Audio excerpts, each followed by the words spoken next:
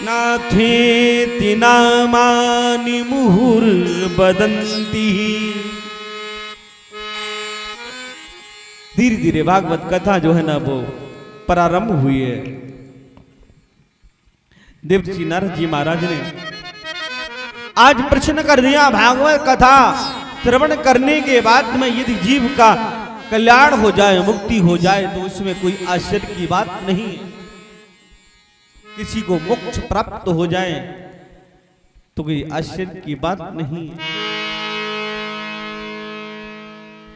सनकादिकों ने आज बहुत सुंदर इस प्रश्न का जवाब दिया है। ये मानवा पाप कृतस्तु सर्वदा सदा दुराचाररता विमार्गा क्रोधाग्निदग्धा कुटिलाशिकामुनः सप्ताययज्ञेन कलौ पुलन्तिदे। कोई मनुष्य भागवत जी के महात्म्य में वर्णन आता है, कोई भी मनुष्य यदि पाप करता हो और अनेक पाप हो गए, उस पाप से ये छुटकारा लेना चाहता है तो भागवत कथा श्रवण करने के बाद में सारे पाप उसके जल करके राख हो जाते। और जिसकी बुद्धि कुबुद्धि हो गई हो, काम वासनाओं में लिप्त हो गई हो और क्रोध आदि अग्नि से जिसका हृदय धधक रहा हो, वो व्यक्ति भी भागवत कथा श्रवण कर ले तो उसका हृदय पवित्र हो जाता है। और कोई उग्र पापों से माता पिता का तिरस्कार किया, अपने बंधु बांधवों का तिरस्कार किया और पाप का सहारा लिया है, आतताई हो गया है, दुष्ट स्वभाव का हो गया है, मरने के बाद में वो भूत प्रेत पिशाच बन गया, उस व्यक्ति के नाम से यदि भागवत कथा करा दी जाए तो उसकी भी मुक्ति हो जाती है।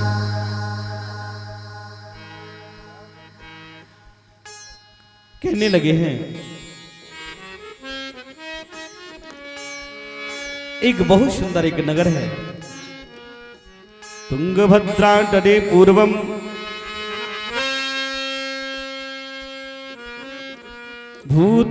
भूतापतन्मत्तमं यत्र परिणाशु धर्मेण सत्य सति कर्म तत्परः।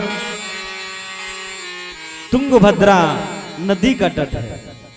तुंग माने क्या होता है? एक अर्थ ये भी होता है हमारा शरीर, ये शरीर ही तुंगभद्रा है। और मन क्या है? धुंधकारी।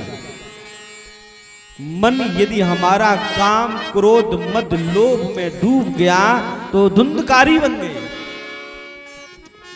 और बुद्धि यदि हमारी विकृति उत्पन्न हो गई तो बुद्धि ही हमारी धुंधली बन गई।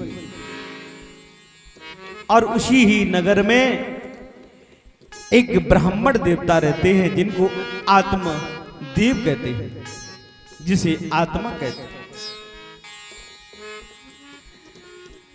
घर में जब संतान नहीं हुई, ब्राह्मण देवता बड़े दुखी हुए। एक दिन जो है ना अपनी पत्नी के सामने भी बैठे हुए हैं और उनकी पत्नी का नाम है धुंधुली। गोस्वामी बाबा रामचरितमानस में कहती हैं, निर्मल मन जन सोही मोही पावा, मोही कपट छल छिद्र न भावा। बुद्धि में कपट छल छिद्र आदि नहीं होना चाहिए, वो ही मुझे प्राप्त कर सकता है। ब्राह्मण देवता के घर में एक गाय है, गाय ने भी किसी बच्चे को जन्म नहीं दिया। 12 वर्ष हो गए, तुलसी का पौधा लगाती है वो भी सूख जाता है और घर में कोई संतान नहीं हुई। घर में यदि किसी का शादी विवाह ना हो, घर में यदि पुत्र उत्पन्न ना हो रहा हो, तुलसी सूख जाए, घर में कोई हारी बीमारी हो, तो समझ लेना कि हमारे पितृ देवता हम पर रुष्ट हैं। ये सारी अड़चन आ रही है। अब जो है ब्राह्मण देवता को सभी पड़ोसी जो है ना कोसने लगे। ब्राह्मण देवता वन में चले गए घर छोड़ करके। एक महाराज मिले, महाराज ने उनको समझाया और कहने लगे, महाराज कथम ब्रोदस्य विप्रतम काते चिंता बनीयसे। हे ब्राह्मण देवता क्यों रो रहे हो, क्या बात है, तुम्हारे अंदर कौन सी चिंता है। महाराज मेरे घर में पुत्र नहीं है। दिग्जीवितम प्रजाहीनम दिग्गृहम च प्रजामिना। जिस घर में बालक ना हो, बालकों की किलकारियां ना गूंज रही हो, वो घर अच्छा नहीं लगता है। घर सूना सूना सा लगता है। छोटा बच्चा हो उससे जो है ना बड़े बूढ़ों का मन लगा रहता है। इसलिए महाराज मेरे घर में भी पुत्र हो जाए। दिग्गराजन महाराज, ए ब्राह्मण देवता तुम्हारे घर में पुत्र नहीं है, बहुत अच्छी बात है। और कहीं पुत्र की जगह पर यदि कुपुत्र उत्पन्न हो गया तो कुपुत्रेण धनम यशः, धन को भी नष्ट कर देगा, यश को भी तुम्हारे नष्ट कर देगा। इसलिए अच्छी बात मानो, तुम्हारे घर में पुत्र नहीं है, भगवान को पुत्र मना लीजिए, अपना रिश्ता भगवान के साथ में जोड़ लीजिए। एक कथा आती है पद्म पुराण में, जिन्होंने जगन्नाथपुरी का मंदिर बनाया वो इंद्रदुम्न नाम के राजा हैं जगन्नाथपुरी के। जब भगवान श्री कृष्ण जो है अपने स्वधाम गमन कर गए थे, अपने शरीर को जो है छोड़ गए थे, यहीं पर उनका शरीर बहता हुआ समुद्र में गया तो जगन्नाथपुरी पहुंचा। वहां पर महाराज इंद्रदुम्न ने जो है जगन्नाथ भगवान का मंदिर बनवाया। आज भी भगवान श्री कृष्ण का जो हृदय है ना, हृदय में जो दिल है, भले ही वहां पर हर साल मूर्ति बदली जाती हो लकड़ी की, लेकिन वही दिल हर मूर्ति में हर साल बदला जाता है। सिर्फ पुजारी ही रहते हैं उस समय पर और राजा का परिवार रहता है और मंदिर के अंदर कोई भी नहीं रहता है। आज भी वो दिल धड़कता है। तो सुंदर मंदिर बनवाया बलराम जी, सुभद्रा और जगन्नाथ भगवान। घर में पुत्र नहीं है, नित्य प्रति जो है ना सेवा भाव करते हैं और तीनों को अपनी संतान मानते हैं। एक दिन साक्षात जगन्नाथ भगवान प्रकट हुए, प्रकट होकर के कहने लगे, मैया तुम्हारे अंदर बड़ी चिंता है, मैं आज आपके चिंता को मैं दूर करना चाह रही हूं। तुम्हारे घर में पुत्र नहीं है, तुम्हारे घर में पुत्र हो जाए। अब तो राजा और रानी जो है ना बड़ी जोर से रोने लगी, आंखों से सुधारा बहने लगी। अब भगवान जो है ना उनको चुप करा रहे हैं। बोले क्या बात है, काय को रो रही हूं। बोले आज तुमने बहुत बड़ी बात कह दी। अरे मैंने आपको अपना पुत्र माना, बलराम को अपना पुत्र माना, सुभद्रा को अपनी पुत्री माना। आज से ये बात कभी मत कहना कि तुम मेरे पुत्र नहीं हो। संसार का पुत्र अपने पिता का श्राद्ध करना भूल जाएगा, लेकिन आज भी भगवान जगन्नाथ अपनी मौसी का श्राद्ध करने के लिए मंदिर से रथ पर बैठ करके जाते हैं अपने मौसी के घर। जब रथ यात्रा निकलती है तो सच्चा संबंध जो है ना परमात्मा के साथ में रखना चाहिए।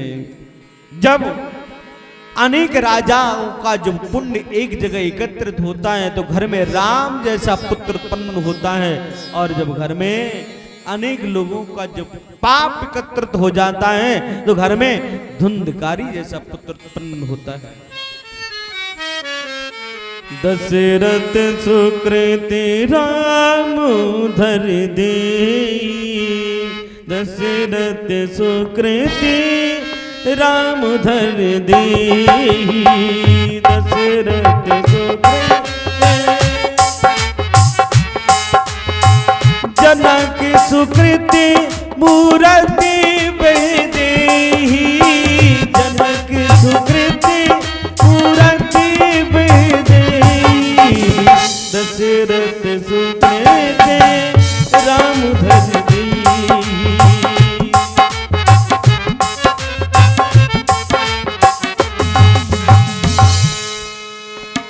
अब जब ब्राह्मण देवता जब ज्यादा रोने लगे तो महात्मा जी ने एक श्रीय फल दिया है, नारियल का फल दिया। जाओ अपनी पत्नी को खिला देना। जैसे ही फल लेकर के आए अपनी पत्नी को दिया। पत्नी सोचने लगी, विचारने लगी, अगर मैं इस फल को खाऊंगी और कहीं ये गर्भ ठहर गया और कहीं सुखदेव जी की तरह ये 12 वर्ष मेरे पेट में रह गया तथा मैं मरणम भवेत्, मेरा तो मरना भी सुनिश्चित है।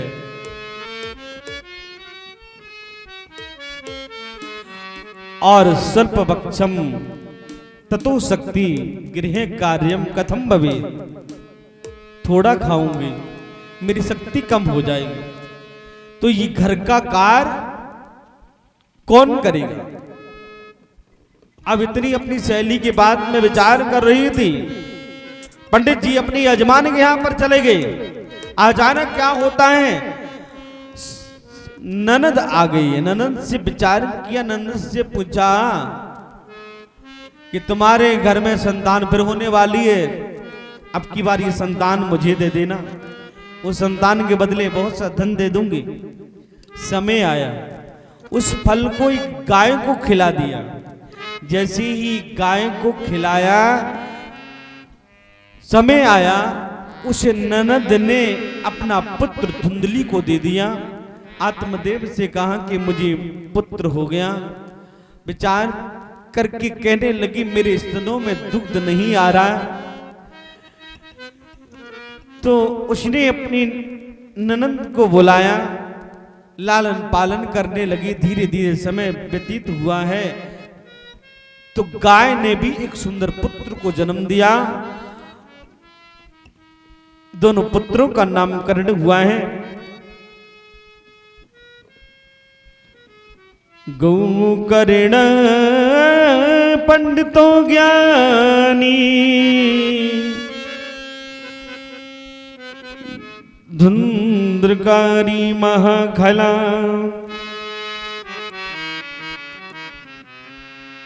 धुंधकारी जो है ना महाखल निकला है।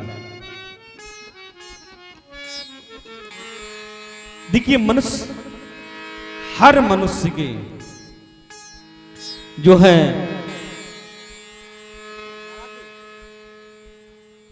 सोलह संस्कार होते हैं।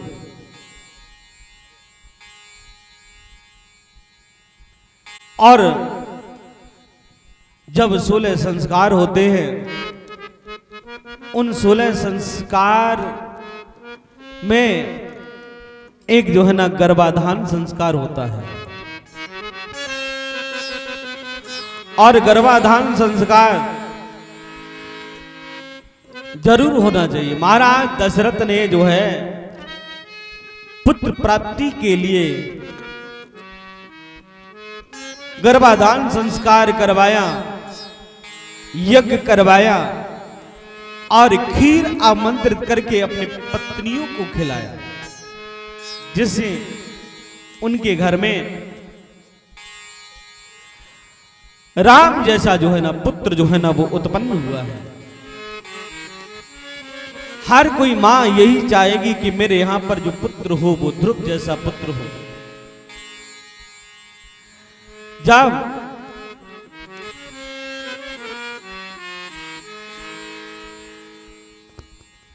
श्री राधे हरे 6 महीने का जब मां के गर्भ में जब पुत्र हो,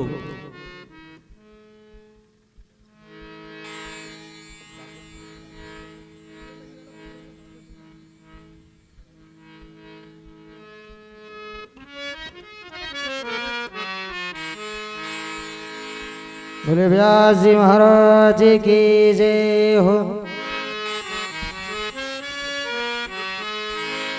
हर पल तुम्हारी याद आती रहे रागो आती रहे।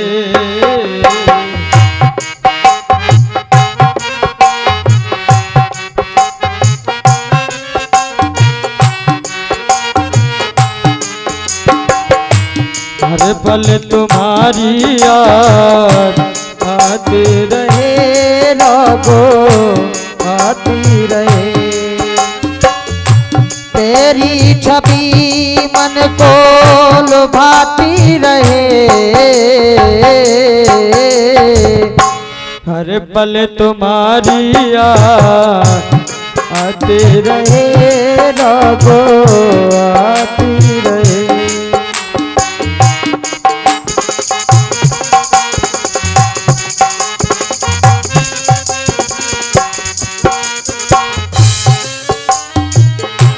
फूल और कलियों में तेरी खुशी हो।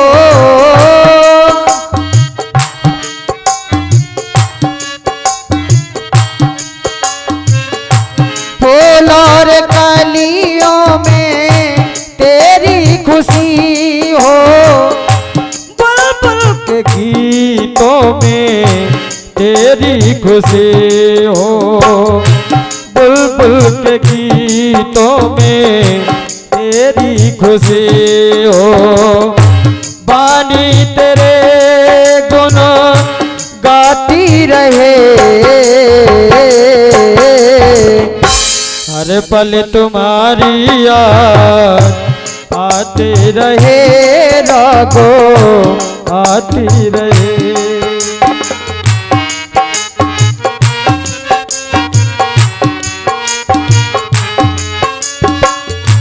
तेरी छवि मन को लुभाती रहे। हर पल तुम्हारी याद आते रहे रागो आती रहे।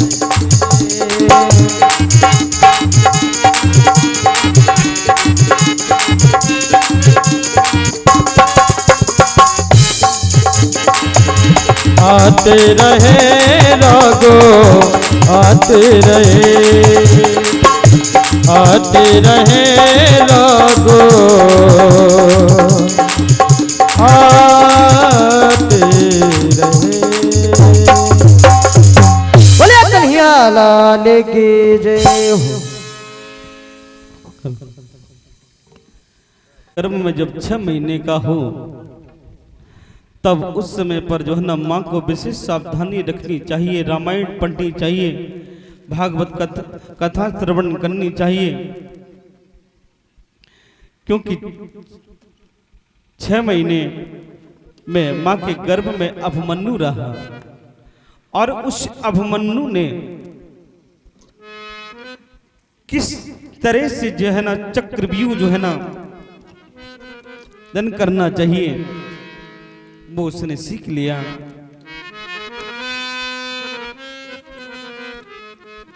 विवाह आदि हो, उस विवाह आदि में भी संत महात्माओं को बुलाना चाहिए, आशीर्वाद देने के लिए शिव कथा भी वर और वधू को भी श्रवण करानी चाहिए। ये सारे संस्कार हमारे सनातन धर्म में बताए गए हैं। यही आत्मदेव जी महाराज से आज बहुत बड़ी भूल हो गई। केवल ये नहीं, अपने पुत्र के लिए धन कमा करके एकत्रित कर जाओ, काला धन हो, गोरा धन हो, कैसा भी धन हो। बहुत से लोग कहते हैं कि मैं अपने पुत्र के लिए इतने कमा करके पैसा इकट्ठा करके जाऊंगा उसे कमाना ना पड़े। आपने तो अपने बच्चे का जीवन खराब करना चाहा। बच्चे को भी पता हो कि धन कैसे कमाया जाता है। और यदि आपने अपने बच्चे को सुंदर संस्कार नहीं दिए तो आपका बच्चा उस कमाए हुए धन को यूं ही बर्बाद कर देगा। यही हुआ, अपने पुत्र को जो है आत्मदेव जी महाराज ने संस्कार नहीं दे पाए तो उनका पुत्र ने जुए में सारा धन हारने लगा, शराब पीने लगा, मांस खाने लगा। यही राक्षस के कोई सींग नहीं होते हैं, जो मांस मदरा आदि का सेवन करे वही राक्षस है। माने मात पिता नहीं देवा, साधु में करवावे सेवा।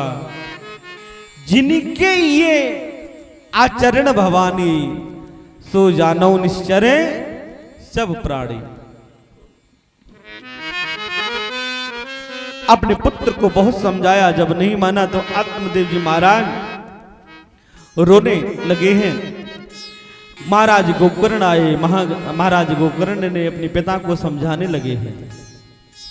राजन पिताजी, नाचेन्द्रस्य सुखम किंचे ना सुखम चक्रवर्तिना। राजन, जिस सुख को तुम सुख समझते हो वो सुख नहीं है। यहां सुख जो है बड़े बड़े राजा और महाराजाओं को भी प्राप्त नहीं हुआ, आपको कैसे प्राप्त होगा? दीन कहे धनवान सुखी, धनवान कहे सुख राजा को भारी। राजा कहे महाराजा सुखी, महाराजा कहे सुख इंद्र को भारी। इंद्र कहे चतुरानन को सुख, चतुरानन कहे सुख विष्णु को भारी। तुलसीदास विचार करे, हरि कथा बिना सब जीव दुखारी। केवल संसार में आपके सगे संबंधी भाई हैं, बंधु हैं, वो आपकी पूरी संपत्ति को बंटवा लेंगे, हर चीज में टुकड़े करवा देंगे। पुत्र वही है जो अपने पिता की संपत्ति को घटाए नहीं, पिता की संपत्ति को बढ़ाए आगे, और जो अपने पिता की संपत्ति को नष्ट करता है, ऐसा पुत्र अपने पिता के यश कीर्ति को कम करता है।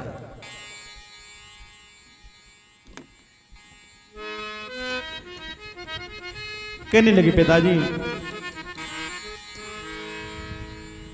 देहस्तिमा दुर्दरी भीमदत्यजत्तम, जिसे आप देह आदि जो है जिसे समझते हैं ये सब नासमान है।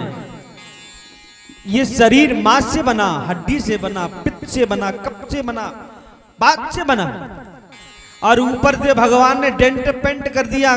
किसी पे जो है ना थोड़ा सांवला सलोना कर दिया, किसी पे सफेद कर दिया, गोरा कर दिया, और इन्हें काट के देखेंगे तो एक सा खून निकलेगा। हाथ टूट जाता है, उस टूटे हुए हाथ को तुम जोड़ नहीं पाओगे, पहले जैसा नहीं रहेगा। आंख से कम दिखना हो दिखाई देता है, आंखों को रोक नहीं पाते हैं।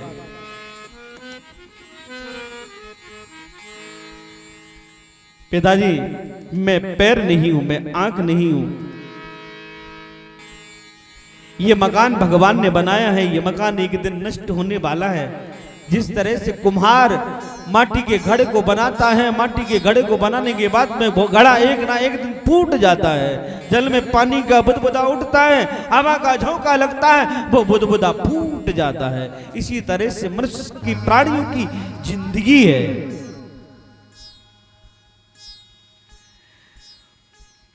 बेटा के लिए धन कमाओ, पत्नी के लिए धन कमाओ, ठीक है, मकान बनवाओ, धर्म है।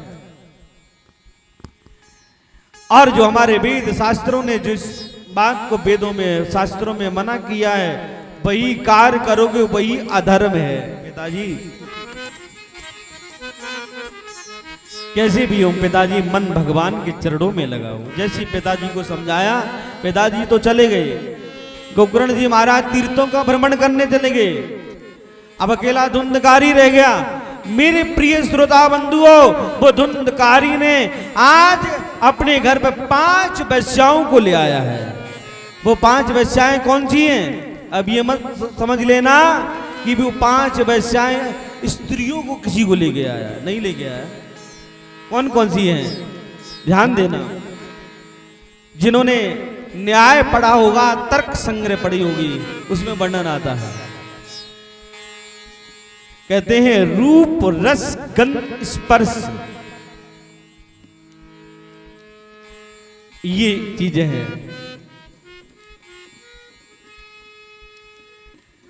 रूप माने होता है आंख। आंखें कहती है कि सुंदर दृश्य को देखो। चलो आज ताजमहल देख करके आए, आज बढ़िया जी है, मॉल में बढ़िया पिक्चर देख के आए। ये आंखें ही जीव को इधर उधर भटकाती हैं। एक आंख से संसार को देखो और एक आंख से भगवान को देखो, वही आंख आपकी सफल है। कहती है रस जीवा सबसे खतरनाक है। ये जीवा कहती है चलो आज रसगुल्ला खा लें, कल कहेंगी कि रबड़ी खा लें, फिर हलवा खा लें। शास्त्र कहती है बिगैर भगवान को भोग लगा करके यदि जीव खाता है, कोई प्राणी भोजन करता है, वो भोजन विष्ठा के समान माना गया है। इसलिए भोग बनाओ, भगवान को भोग लगा करके तभी पान करना चाहिए। गंध नाक से ली जाती है। ये शरीर में कितना भी परफ्यूम लगा लो, कितना भी इत्र लगा लो, जब तक उसकी सुगंधी रहेगी तब तक सुगंधी आती रहेगी। इसके बाद में इस शरीर में दुर्गंधी भरी पड़ी हुई है, तो इस शरीर से ही बदबू आएगी। इसलिए जितना हो सके ऐसा कार्य करो जिससे कि आपका चरित्र संसार में लोग जो है गान करें, आपके चरित्र की खुशबू जो है वो संसार में इधर उधर बिखरे। चौथी हुआ स्पर्श। स्पर्श का मतलब पुरुष जो है वो स्त्रियों का चिंतन करते हैं और स्त्री पुरुष का चिंतन करती है, और इसी चिंतन करते करते शास्त्र कहते हैं किसी कुत्ते को एक हड्डी मिल जाए और कुत्ता उस हड्डी को अपने दांतों से धीरे धीरे खाता है और उसके दांतों से रक्त निकलता है और वह रक्त आकर के हड्डी में लग जाता है, और रक्त को जैसे ही जीभ से चाटता है उसे ऐसा प्रतीत होता है कि हड्डी में बहुत सा खून है। ये संसार इसी तरह से जीव हड्डी खाता रहता है, संसार का चिंतन करता रहता है। पांचवा हुआ शब्द। कान से भगवान की कथा श्रवण करो, कान से बुराई मत सुनो किसी की, न पड़ोसी की सुनो न पड़ोसन की सुनो। और बहुत सी जो है ना सास जो है ना बहू की बुराई करती है, दूसरी बहुओं की बुराई सुनती है। बहू सास की बुराई करती है। भगवान कहते हैं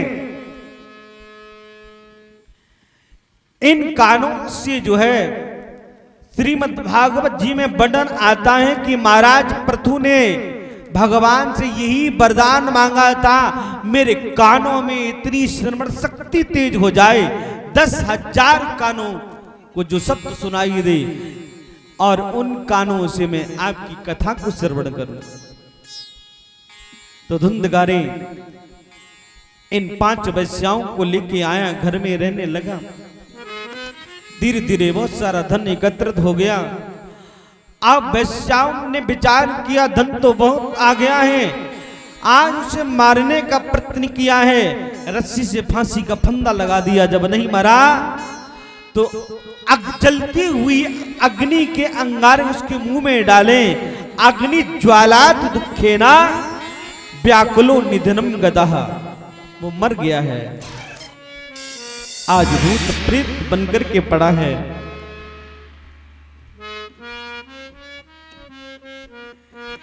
जीवन मुक्ति महामुनि जे